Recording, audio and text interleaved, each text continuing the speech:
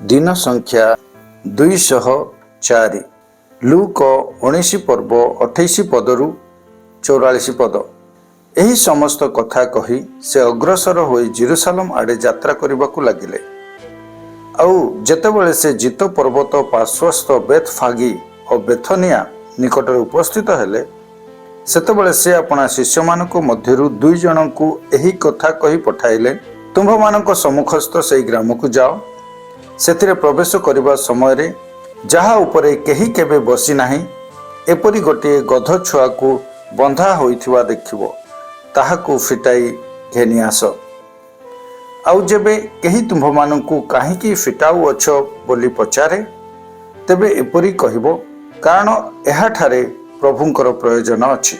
सेथिरे प्रेरित लोके प्रस्थान करी से सेमानकू जेपरी कहिथिले सेहीपरि देखिले। पुणी सेमाने गध छुआ को फिटाउथुबा समय रे ताहार अधिकारी माने सेमानकू पचारिले, काहीकि गध छुआ को फिटाउ अछ? सेमाने कहिले, कारण एहाठारे प्रभुंकर प्रयोजन अछि। पुणी सेमाने ताहाकू यीशुंक निकटकू आनी ताहा उपरे अपना अपना लुगा पकाई यीशुंकू बसाइले। आउ से यात्रा करुथुबा समय रे लोके पथरे अपना अपना लुगा बिछाई देवाकू लागिले। पुणी से जेतेबेले जित पर्वतर गड़ाणी स्थान निकटवर्ती हेले सेतेबेले समुदाय शिष्य दल देखिथिबा समस्त शक्तिर कार्य निमंते आनंदरे उच्च स्वर करी ईश्वरंकर प्रशंसा करू करू कहिले, प्रभुंक नाम रे जो राजा आसुअछंती से धन्य, स्वर्गरे शांति और ऊर्ध्व लोकरे महिमा। सेथिरे लोक समूह मध्यरु केतेक फारुसी ताहांकू कहिले, हे गुरु, आपणक शिष्य मानकू धमक देउंतु। से उत्तर देले, मु तुम मानकू कहुअछि, एमाने तुनी होई रहिले पत्थर गुड़ाक पाटी करिवे। आउ जेतेबेले से निकटकू आसिले सेतेबेले नगर को देखि ताहा निमंते रोदन करी कहिले, तू जदि आज शांतिर विषय गुड़िक जानी थांतु, मात्र एबे से गुड़िक तो दृष्टिरु गुप्त होई रही अछि। तेणु तो उपरे कृपा दृष्टिर समय तू न जानिबा हेतुरु जो समय रे तो शत्रु माने तोर चारियाडे बंध बांधी तोते घेरी जाई अवरोध करिवे, पुणी तोते और तो मध्यरे थिबा तो संतान मानकू भूमिसात करिवे, आउ तो मध्यरे गोटे पत्थर को अन्य गोटे पत्थर उपरे रहिबाकू देबे नाही, एपरी समय तो उपरे आसीबो। मार्क 11 पर्व 1 पदरु 11 पद। जेतेबेले सेमाने जेरुसालेमर निकटवर्ती होई जित पर्वत पार्श्वस्थ बेतफागी और बेथनिया निकटरे उपस्थित हेले सेतेबेले से अपना शिष्य मानक मध्यरु 2 जनकू एही कथा कही पठाइले, तुम्भ मानक सम्मुखस्थ सेही ग्राम को जाओ, सेथिरे प्रवेश करबा क्षणी जहा उपरे केही केबे चढ़ी नाही एपरी गोटे गध छुआ को बंधा होइथिबा देखिबो, ताकू फिटाई घेनी आस। आउ जेबे केही तुम्भ मानकू काहीकि एहा करूअछ बोली कहे तेबे कहिबो, एहाठारे प्रभुंकर प्रयोजन अछि, आउ से पुनर्बार ताहाकू अविलंबे एठाकू पठाई देबे। सेमाने जाई द्वार निकटरे बाहर दांडरे गोटे गध छुआ को बंधा होइथिबा देखि ताहाकू फिटाइले। सेथिरे सेठारे ठिया होइथिबा लोकमानक मध्यरु केही केही सेमानकू पचारिले, गध छुआ को फिटाई कोन करूछ? यीशु जेपरि कहिथिले सेमाने सहीपरि सेमानकू उत्तर देले, तहिरे सेमाने सेमानकू अनुमति देले। यीशुंक निकटकू गध छुआटी को आनी सेमाने ताहा उपरे अपना अपना लुगा पकाई देले, आउ से ताहा उपरे बसिले। पुणी अनेके पथरे अपना अपना लुगा बिछाइले और अन्य माने खेतरु डाल काटी आनी बिछाई देले। आउ आगरे और पछरे जाउथुबा लोक माने उच्च स्वर रे कहिबाकू लागिले, होसाना, प्रभुंक नाम रे जे आसुअछंती से धन्य, आंभ मानक पितृपुरुष दाऊदंकर जो राज्य आसुअछि ताहा धन्य, ऊर्ध्व लोकरे होसाना। परे से जेरुसालेम को आसी मंदिर रे प्रवेश कले, पुणी चतुर्दिगस्त समस्त विषय निरीक्षण करी संध्या होई जिवारु द्वादशंक सहित बेथनिया को बाहरी गले। माथ्यू 21 पर्व 1 पदरु 11 पद।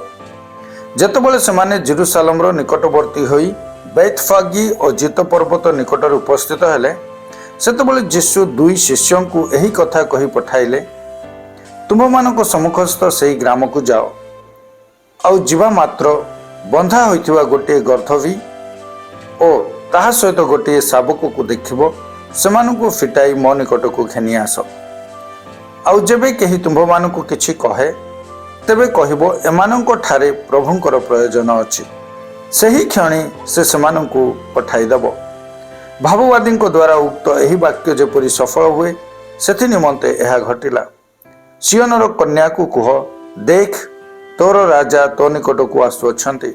से नम्र और गर्धवा रही शावक और गर्धवा शावका रही सेथिरे शिष्य माने जाई यीशु को आदेश अनुसार कर्म कले।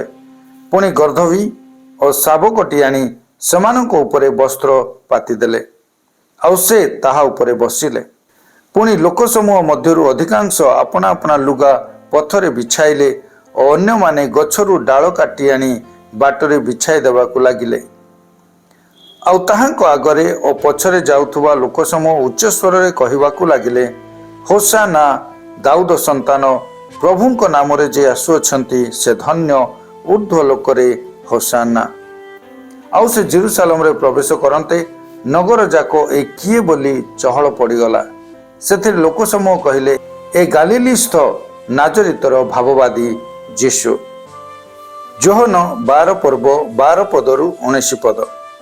तही आर दिन पर्व को आसीथिबा बहु संख्यक लोक यीशु जेरुसालेम को आसुअछन्ति बोली शुणी खजुरी बाहुंगा घेनी ताहांको भेटिबा निमंते बाहरी गले और उच्च स्वर रे कहिबाकु लागिले, होसाना प्रभुंको नामरे जे आसुअछन्ति से धन्य, धन्य इस्राएलर राजा। और यीशु गोटे गर्धव शावक पाई ताहा उपरे आरोहण कले, जेपरि लेखा अछि, आगो सियोनर कन्ये भय कर नाही, देख तोर राजा आसुअछन्ति। से गर्धव शावक उपरे आरोहण करी आसुअछन्ति।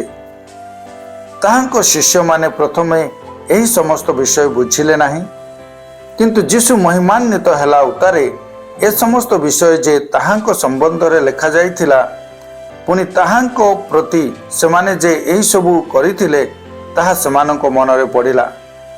आउ से लाजारुंकु समाधिरु डाकी मृतमानंको मध्यरु उठाइबा समय जो लोक समूह ताहांको सहित थिले सेमाने साक्ष्य देबाकु लागिले। एही कारणरु मध्य लोक समूह ताहांको साक्षात करिबाकु जाइथिले, जेनु से एही आश्चर्य कर्म करियछन्ति बोली सेमाने शुणिथिले। सेथिरे फारुसी माने परस्पर कोहा कोही हेले, देखुछ तो तुममानंको समस्त चेष्टा विफल हेउअछि, देख जगतटा जाको ताहार पछरे गलेणी। मार्क 11 पर्व 12 पदरु 26 पद। तही आर दिन सेमाने बेथनियारु आसुथुबा समय से क्षुदित हेले। आउ से दूररु पत्र थिबा गोटे डिमिरी गछ देखि के जानी सेथुरु फल पाइबे एही आशारे ताहा पाखकु गले। किंतु पाखकु आसी से पत्र बिना आउ किछि पाइले नाही, कारण सेतेबेले डिमिरी फलर समय नथिला। सेथिरे यीशु ताहाकु कहिले, आउ केबे हे केही तो ठारु फल न खाऊ। ताहांको शिष्य माने एही कथा शुणिले। ताहा परे सेमाने जेरुसालेम को आसिले। आउ से मंदिर रे प्रवेश करी से स्थान रे क्रय विक्रय करुथुबा लोकमानंकु बाहर करिदबाकु लागिले। पुणी मुद्रा व्यवसायी मानंकर मेज और काप्ता व्यवसायी मानंकर आसन ओलटाई पकाइले। आउ मंदिर मध्य देई काहारी की कौनसी पात्र घेनी जिबाकु अनुमति देले नाही। पुणी से सेमानंकु शिक्षा देउ देउ कहिले, एहा कोन लेखा नाही, आंभर गृह समस्त जाति निमंते प्रार्थना गृह बोली विख्यात हेबो, किंतु तुम्हें माने ताहाकु दस्यु मानंको गभर करियछ। प्रधान याजक और शास्त्री माने यह शुणी ताहांकु कि प्रकारे विनाश करि पारंती ताहा चेष्टा करिबाकु लागिले, कारण लोक समूह ताहांको शिक्षारे आश्चर्यान्वित हेबारु सेमाने ताहांकु भय करुथिले। प्रतिदिन संध्या समय सेमाने नगररु बाहरी जाउथिले। सकाळे सही बाट देई जिबा समय सेमाने डिमिरी गछटी मूलरु सुखी जाइथिबा देखिले। सेथिरे पितर पूर्व कथा स्मरण करी ताहांकु कहिले, हे गुरु देखंतु, आपण जो डिमिरी गछकु शाप देइथिले ताहा सुखी गलाणी। यीशु सेमानकु उत्तर देले, ईश्वरଙ୍କ ठारे विश्वास रख। मु तुममानकु सत्य कहुअछि, जे केही एही पर्वतकु तू उठी समुद्र रे जाई पड़ बोली कहिबो, आउ आपण हृदय रे संदेह न करी ଯାହା କହୁଅଛି ତାହା ଘଟିବ ବୋଲି ବିଶ୍ୱାସ କରିବ, ତା ନିମନ୍ତେ ତାହା ଘଟିବ। ଅତଏବ ମୁଁ ତୁମ୍ଭମାନଙ୍କୁ କହୁଅଛି, ତୁମ୍ଭେମାନେ ଯାହା ଯାହା ପ୍ରାର୍ଥନା କର ଓ ମାଗ, ସେସବୁ ପାଇଅଛ ବୋଲି ବିଶ୍ୱାସ କର, ସେଥିରେ ସେହି ସବୁ ପାଇବ। ପୁଣି ତୁମ୍ଭେମାନେ ଯେକୌଣସି ସମୟରେ ପ୍ରାର୍ଥନା କରିବାକୁ ଠିଆ ହୁଅ, ଯଦି କାହାରି ବିରୁଦ୍ଧରେ ତୁମ୍ଭମାନଙ୍କର କିଛି କଥା ଥାଏ, ତାହା ହେଲେ କ୍ଷମା କର, ଯେପରି ତୁମ୍ଭମାନଙ୍କ ସ୍ୱର୍ଗସ୍ଥ ପିତା ମଧ୍ୟ ତୁମ୍ଭମାନଙ୍କର ଅପରାଧ ସବୁ କ୍ଷମା କରିବେ। କିନ୍ତୁ ତୁମ୍ଭେମାନେ ଯେବେ କ୍ଷମା ନ କର, ତେବେ ତୁମ୍ଭମାନଙ୍କ ସ୍ୱର୍ଗସ୍ଥ ପିତା ମଧ୍ୟ ତୁମ୍ଭମାନଙ୍କ ଅପରାଧ ସବୁ କ୍ଷମା କରିବେ ନାହିଁ। ମାଥ୍ୟୁ 21 ପର୍ବ 12 ପଦରୁ 22 ପଦ। ପରେ ଯୀଶୁ ମନ୍ଦିରରେ ପ୍ରବେଶ କରି ସେ ସ୍ଥାନରେ କ୍ରୟ ବିକ୍ରୟ କରୁଥିବା ସମସ୍ତ ଲୋକଙ୍କୁ ବାହାର କରିଦେଲେ। ପୁଣି ମୁଦ୍ରା ବ୍ୟବସାୟୀମାନଙ୍କର ମେଜ ଓ କାପ୍ତା ବ୍ୟବସାୟୀମାନଙ୍କର ଆସନ ଓଲଟାଇ ପକାଇଲେ। ଆଉ ଯୀଶୁ ସେମାନଙ୍କୁ କହିଲେ, ଲେଖା ଅଛି, ଆମ୍ଭର ଗୃହ ପ୍ରାର୍ଥନା ଗୃହ ବୋଲି ଖ୍ୟାତ ହେବ, କିନ୍ତୁ ତୁମ୍ଭେମାନେ ତାହାକୁ ଦସ୍ୟୁମାନଙ୍କ ଗହ୍ୱର କରୁଅଛ। ପୁଣି ମନ୍ଦିରରେ ଅନ୍ଧ ଓ ଖଞ୍ଜ ଲୋକେ ତାହାଙ୍କ ଛାମୁକୁ ଆସନ୍ତେ ସେ ସେମାନଙ୍କୁ ସୁସ୍ଥ କଲେ।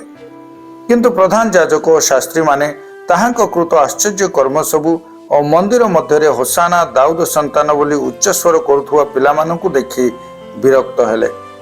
ପୁଣି ତାହାଙ୍କୁ ପଚାରିଲେ, ଏମାନେ କ'ଣ କହୁଅଛନ୍ତି ତାହା କି ତୁମେ ଶୁଣୁଅଛ?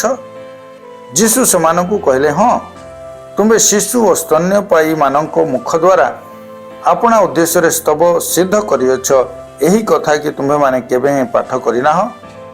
ଆଉ ସେ ସେମାନଙ୍କୁ ପରିତ୍ୟାଗ କରି ନଗରରୁ ବାହାରି ବେଥନିଆକୁ ଯାଇ ସେଠାରେ ରାତ୍ରି ଯାପନ କଲେ। ସକାଳେ ସେ ନଗରକୁ ବାହୁଡ଼ିବା ସମୟରେ କ୍ଷୁଧିତ ହେଲେ। ଆଉ ବାଟ ପାଖରେ ଗୋଟିଏ ଡିମିରି ଗଛ ଦେଖି ତାହା ପାଖକୁ ଗଲେ। ପୁଣି କେବଳ ପତ୍ର ଛଡ଼ା ତାହାଠାରେ ଆଉ କିଛି ନ ପାଇ ତାହାକୁ କହିଲେ, ଆଉ କେବେ ହେଁ ତୋଠାରେ ଫଳ ନ ହେଉ। ସେଥିରେ ସେହି କ୍ଷଣି ସେହି ଡିମିରି ଗଛ ଶୁଖିଗଲା। ଶିଷ୍ୟମାନେ ତାହା ଦେଖି ଚମତ୍କୃତ ହୋଇ କହିଲେ, ଡିମିରି ଗଛଟି କିପରି ସେହି କ୍ଷଣି ଶୁଖିଗଲା?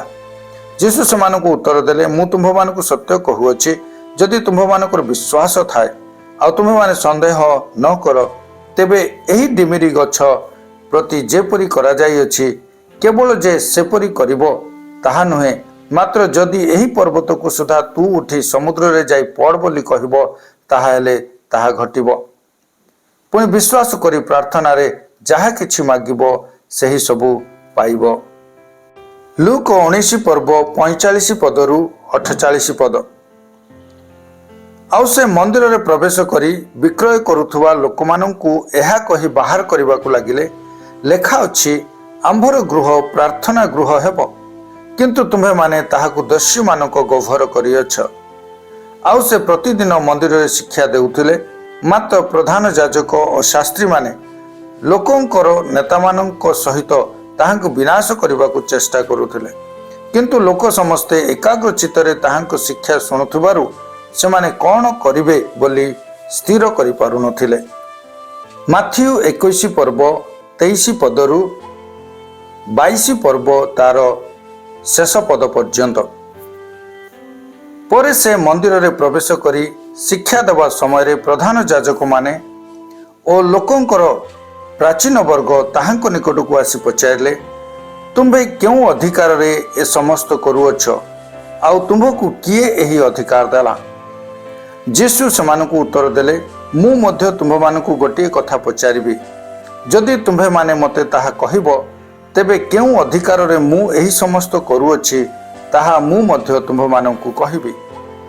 ଯୋହନଙ୍କର ବାପ୍ତିସ୍ମ କେଉଁଠାରୁ ହୋଇଥିଲା, ସ୍ୱର୍ଗରୁ ବା ମନୁଷ୍ୟଠାରୁ? ସେଥିରେ ସେମାନେ ପରସ୍ପର ତର୍କ ବିତର୍କ କରି କହିବାକୁ ଲାଗିଲେ, ଯଦି ସ୍ୱର୍ଗରୁ ବୋଲି କହିବୁ, ତାହାହେଲେ ସେ ଆମ୍ଭମାନଙ୍କୁ କହିବେ, ତେବେ ତୁମ୍ଭେମାନେ କାହିଁକି ତାଙ୍କୁ ବିଶ୍ୱାସ କଲ ନାହିଁ? କିନ୍ତୁ ଯଦି ମନୁଷ୍ୟଠାରୁ ବୋଲି କହିବୁ, ତେବେ ଲୋକ ସମୂହକୁ ତ ଭୟ, କାରଣ ସମସ୍ତେ ଯୋହନଙ୍କୁ ଭାବବାଦୀ ବୋଲି ମାନନ୍ତି। ଏଣୁ ସେମାନେ ଯୀଶୁଙ୍କୁ ଉତ୍ତର ଦେଲେ, ଆମ୍ଭେମାନେ ଜାଣୁନାହିଁ। ସେ ମଧ୍ୟ ସେମାନଙ୍କୁ କହିଲେ, ତେବେ ମୁଁ କେଉଁ ଅଧିକାରରେ ଏ ସମସ୍ତ କରୁଅଛି, ତାହା ମୁଁ ମଧ୍ୟ ତୁମ୍ଭମାନଙ୍କୁ କହିବି ନାହିଁ। ମାତ୍ର ତୁମ୍ଭେମାନେ କ'ଣ ମନେ କର? ଜଣେ ବ୍ୟକ୍ତିଙ୍କର 2ଟି ପୁତ୍ର ଥିଲେ। ସେ ପ୍ରଥମ ନିକଟକୁ ଆସି କହିଲେ, ପୁଅ, ଯା ଆଜି ଦ୍ରାକ୍ଷା କ୍ଷେତ୍ରରେ କାମ କର। ସେ ଉତ୍ତର ଦେଲା, ମୋର ଇଚ୍ଛା ନାହିଁ। किंतु परे अनुताप करी गला। पुणी से द्वितीय निकट को आसी सही प्रकार कहले। से उत्तर देला, आज्ञा मु जाउछि, किंतु गला नाही।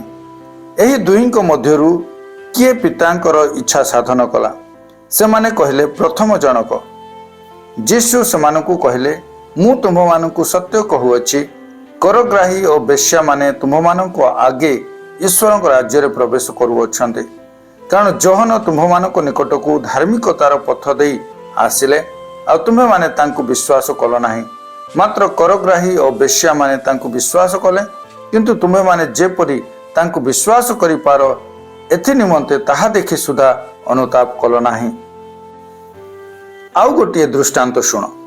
जणे गृहकर्ता थिले, से गोटे द्राक्षा क्षेत्र करी चारिआडे बाड़ देले और तही मध्यरे द्राक्षा कुंड खोली प्रहरी गृह निर्माण कले। पुणी कृषक मानकु सही क्षेत्र भागरे देई विदेश को गमन कले। परे फलर समय सन्निकट हुंते से अपना फल पाइबा पाई कृषक मानक पाखकु निज दास मानकु पठाइले। किंतु कृषक माने तांको दास मानकु धरी जनकु प्रहार कले, अन्य जनकु बध कले, पुणी आउ जनकु पत्थर फोपाड़ी मारी पकाइले। पुनश्च से प्रथम थर अपेक्षा अधिक संख्यक दास पठाइले, और सेमाने सेमानक प्रति सही प्रकार कले। किंतु मोर पुओ को सेमाने मान्य करिवे, एहा कही से परे अपना पुत्रंकु सेमानक निकटकू पठाइले। मात्र सही कृषक माने पुत्रंकु देखि परस्पर कहिले, ए तो उत्तराधिकारी, आस एहाकु बध करी आंभे माने एहार अधिकार हस्तगत करू। आउ सेमाने तांकु धरी द्राक्षा क्षेत्रर बाहरे पकाई बध कले। अतएव जेतेबेले सेही द्राक्षा क्षेत्रर कर्ता आसिबे, सेतेबेले सेही कृषक मानक प्रति से कौन करिवे? सेमाने ताहांकु कहिले, से सेही दुष्ट मानकु दारुण भावरे विनाश करिवे और जेउ अन्य कृषक माने तांकु यथा समय रे फल जोगाइबे, सेमानकु द्राक्षा क्षेत्र भागरे देबे। यीशु सेमानकु कहले, तुम्भे माने कि केबे हे धर्मशास्त्र रे एही कथा पाठ करिना हो? गृह निर्माणकारी माने जो प्रस्तर को अग्राह्य कले, ताहा कोणर प्रधान प्रस्तर हैला। प्रभुंक ठारु एहा हैला, आउ ताहा आंभमानक दृष्टि रे आश्चर्यजनक। एणु मु तुम्भमानकु कहुअछि, ईश्वरक राज्य तुम्भमानक ठारु काढी नियाजिबो, पुणी जो जाति सेथिर फल फलिबो ताहाकु दियाजिबो। आउ जे एही प्रस्तर उपरे पड़िबो से खंड विखंड हेबो, पुणी एही प्रस्तर जाहा उपरे पड़िबो ताहाकु ताहा चूर्ण विचूर्ण करिबो। प्रधान याजक और फारुसी माने ताहांकर एही समस्त दृष्टांत सुनी से जे सेमानक विषय रे कहुअछंती एहा बुझिले। आउ सेमाने ताहांकु धरिबाकु चेष्टा कले, किंतु लोक समूह को भय कले, कारण सेमाने ताहांकु भाववादी बोली मानुथिले। माथ्यू 22 पर्व। पुनर्बार यीशु दृष्टांत द्वारा सेमानकु उत्तर देले, स्वर्ग राज्य एपरि जणे राजांक सदृश, जे अपना पुत्रंक विवाह उत्सव आयोजन कले। आउ सही उत्सव को निमंत्रित लोकमानकु आह्वान करबा निमंते से अपना दास मानकु प्रेरण कले, किंतु सेमाने आसीबाकु इच्छा कले नाही। पुनर्बार से अन्य दास मानकु प्रेरण करी कहिले, निमंत्रित लोकमानकु कुह, देखंतु आंभे अपना भोज प्रस्तुत करियछु। आंभर वृष और हृष्टपुष्ट पशुगुड़िक मरा जाई अछन्ते, समस्त ही प्रस्तुत, आपण माने विवाह उत्सव को आसंतु। किंतु सेमाने ताहा लघु ज्ञान करी केही अपना खेत को आउ केही अपना वाणिज्य व्यवसाय को चलीगले। आउ अवशिष्ट लोके तांको दास मानकु धरी अत्याचार कले और बध कले। किंतु राजा क्रोधान्वित होई अपना सैन्य मानकु प्रेरण करी सेही हत्याकारी मानकु विनाश कले एवं सेमानक नगर भस्मसात कले। सेथिरे से अपना दास मानकु कहिले, विवाह भोज तो प्रस्तुत, मात्र निमंत्रित लोक माने अयोग्य। एणु तुम्भे माने राजदांड गुड़िकर छके छके जाई जेते लोकंकर देखा पाओ सेमानकु विवाह उत्सव को निमंत्रण कर। सेथिरे सेही दास माने राजदांड गुड़िकु बाहरी जाई दुष्ट और संत जेते लोकंको देखा पाइले से समस्त को संग्रह करी आनिले। आउ अभ्यागत लोकंको द्वारा विवाह गृह परिपूर्ण हैला। किंतु राजा अभ्यागत मानकु देखिबा पाई भीतर को आसी सेठारे विवाह वस्त्र परिधान करि नथिबा जने लोक को देखि ताहाकु कहिले, हे बंधु, तुम्हें विवाह वस्त्र परिधान न करी किपरि ए स्थान को आसिल? मात्र से निरुत्तर होई रहिला। सेथिरे राजा परिचारक मानकु कहिले, एहार हाथ गोड़ बांधी एहाकु बाहर अंधार रे पकाई दियो, सेठार रोदन और दंतर किड़िमिड़ी हब, कारण अनेक आहूत किंतु अल्प मनोनीत। सेतबेले फारुसी माने जाई ताहांकु वाक्य द्वारा फांदरे पकाइबा निमंते मंत्रणा कले। आ सेमाने हेरोदिय मानक सहित आपण शिष्य मानकु ताहांको निकटकु कहि पठाइले, हे गुरु, आम्भे माने जानू आपण सत्य और सत्य रूपे ईश्वर को मार्ग शिक्षा दियंती, पुणी काहारी की भय करती नहीं, कारण आपण मनुष्यर मुखापेक्षा करती नहीं। अतएव आम्भ मानकु कहतु, आपणकर मत कौन? काईश्वर को कर देवा विधि संगत कि ना? किंतु यीशु सेमानकर दुष्टता जानी कहिले, रे कपटी माने काहींकि मते परीक्षा करूअछ? सही करर मुद्रा मते देखाओ। तहिरे सेमाने ताहांको पाखकु गोटिए अधुली आनिले। से सेमानंकु पचारिले, एही मूर्ति और नाम काहार? सेमाने कहिले, काईश्वरंकर। सेथिरे से सेमानंकु कहिले, तेबे काईश्वरंकर जाहा ताहा काईश्वरंकु दियो, पुणी ईश्वरंकर जाहा ताहा ईश्वरंकु दियो। सेमाने एहा शुणी चमत्कृत होई ताहांकु छाड़ी चली गले। पुनरुत्थान नास्ति करुथुबा साधुकी माने सही दिन ताहांको निकटकु आसी पचारिले, हे गुरु, मूसा कहिअछंती जे जदि केही निसंतान होई मरे, तेबे ताहार भाई ताहार भार्याक विवाह करी आपणा भाई निमंते वंश उत्पन्न करिबो। देखंतु आंभ मानक मध्यरे 7 भाई थिले। प्रथमटी विवाह करी मरीगला, पुणी निसंतान थिबारु आपणा भाई पाई निज भार्याकु छाड़ीगला। द्वितीय तृतीय आदि सप्तम जन पर्यंत मध्य सही प्रकार कले। समस्तक शेष स्त्रीटी मरीगला। तेबे पुनरुत्थान रे सही 7 जनक मध्यरु से कहार स्त्री हब? समस्ते तो ताहाकु विवाह करिथिले। यीशु सेमानकु उत्तर देले, तुम्भे माने धर्मशास्त्र पुणी ईश्वर को शक्ति मध्य न जानी भ्रांत हेउछ। कारण पुनरुत्थान रे लोके विवाह करती नहीं किंबा विवाहिता हुअन्ति नहीं, किंतु स्वर्गस्थ दूत मानक परि रुहन्ति। मात्र मृत मानक पुनरुत्थान विषय ईश्वर तुम्भ मानकु जहा कहिअछन्ति ताहा कि तुम्भे माने पाठ करिनाह। आम्भे अब्राहमक ईश्वर, इसहाकक ईश्वर और जाकुबक ईश्वर, से मृत मानक ईश्वर नुहंती, मात्र जीवित मानकर। लोक समूह यह शुणी ताहांको शिक्षारे आश्चर्यान्वित हेले।